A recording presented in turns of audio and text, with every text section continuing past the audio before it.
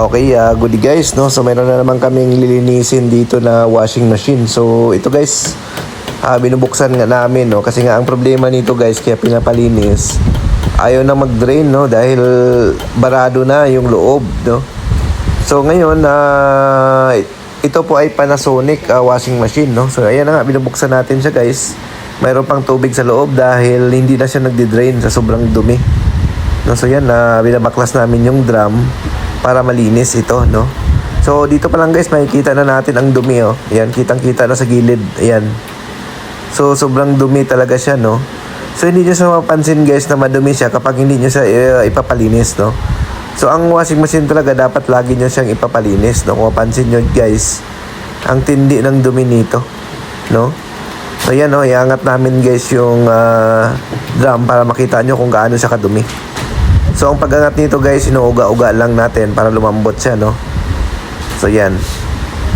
So iangat lang natin siya, no? Talagang matindi ang dumi nito guys, no? Ayan. So naangat na, buhatin natin to. Ayan, kung makikita nyo guys, talagang matindi. Ayan, no? Ayan, isipin nyo guys kung dyan kayo naglalaba. Ayan, araw-araw dyan kayo naglalaba, akala nyo malinis na yung damit nyo, bumango lang sa sabon, no? Pero ang tindi pala ng pinaglalabahan, no? So ayan. So walang kinaiba yan guys sa kanal. Talagang napakadumi, no?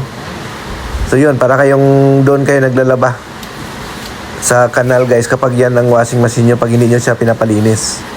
So dapat yan, pinapalinis nyo lagi ang inyong mga washing machine at least once a year, no? So ayan, napakadumi kung mapansin nyo guys, no? Sa sobrang dumi na yan. So ang gagawin namin, tsatsagain namin to linisin, no? Kasi matigas na ito guys kapag ganito. Ano na yan? Semento na, no? Matigas na. Ayan. Tingnan nyo naman yung appearance niya. Talagang napakatindi ito guys, no? So yan, no? Sobrang dumi guys.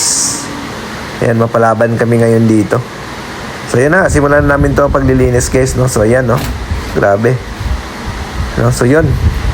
So mahalaga ang deep cleaning po sa ating mga washing machine, no? Huwag niyong tipirin yung pagpapalinis, no? Kasi nga ang dumi, no? Nakakatipid nga kayo pero naglalaba naman kayo sa putik. So yun. Ito na, sisimulan na namin to ang paglilinis guys, no? Binabad namin to guys ng muriatic. Yan, no? So muriatic yung binabad namin. So ito nalinis na guys, no? Nalinis na namin. So binabad namin ito guys ng muriatic para lang malinis. So ilang buti ng muriatic yung naubos namin dito. So yan na guys, oh. Medyo pumuti-puti na, no? Yan. So binababad namin ng muriatic yan. So finishing na lang ito guys. Okay na ito mamaya, no? So medyo matagal guys ang cleaning nito, no? Umabot tayo ng 3 hours dito, no? So sinasabon natin yan, tiyatsaga. So yan ang result niya guys, oh. Malinis na, no? So ito, ilang buti ng muriatic na ubos natin.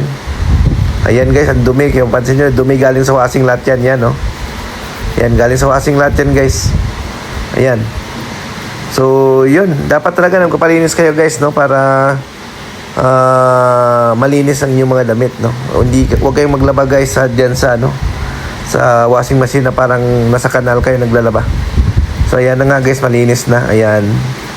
So i-fix na lang namin to guys, no? Ayan, para matesting natin.